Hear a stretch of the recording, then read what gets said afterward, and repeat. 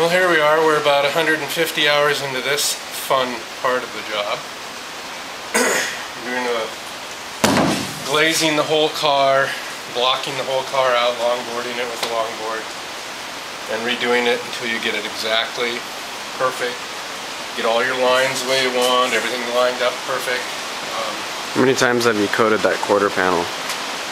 I've done this quarter panel 6 times, and it takes about 3 hours, an hour to put it on, probably about 3 hours to take it off.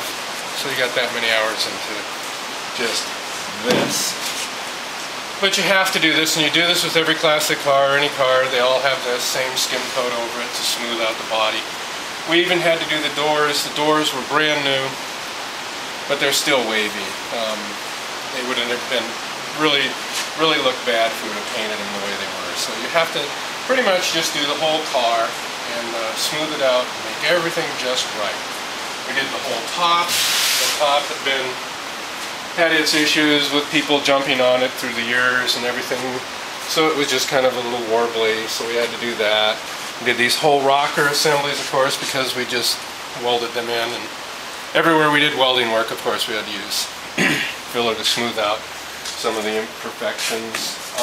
The hood was just pretty much just a piece of crap to begin with, and so we ground it all down and did all the metal work, pulled it up where we had to, and then we just do the same thing, glaze the whole thing. Did the hood. I think we got away with the hood like 3 or 4 times to get it perfect. Same with this side. We've done these rockers, I don't know, probably 5, 6 times. This quarter panel, this is about the 6th or 7th time that this has had this put on. And like I say, we end up with sand it. You sand off most of it, it all is on the floor.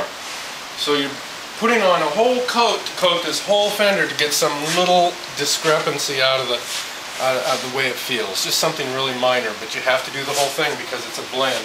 It makes a difference when you look down this thing that it's absolutely perfect, that your lines are perfect. This trunk lid was an aftermarket trunk lid, of course, so it didn't fit anyway.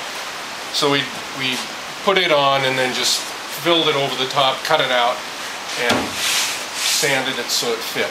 The back, remember we used to have that big cutout in it, and we filled that, we fiberglassed it, then we used fiberglass reinforced filler, and then we used the filler over the top of that so it's very strong. We cut about this much off the bottom lip of this thing all the way across.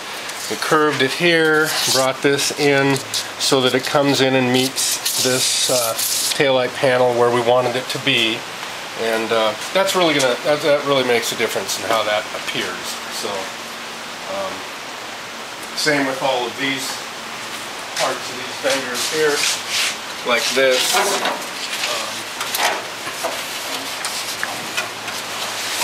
You end up with having to do all this in here, and you do this by hand, of course, because you can't get any machines in there. Most all this work is done, roughed out by a machine, and then it has to be done by hand and a longboard and just a lot of sanding. We use 36 grit to sand, rough sand it.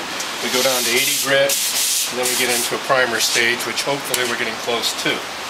As you can see, this fender is, not to mention the work we did to it, it really was a mess to begin with. So this really came out nice. These are coming out excellent.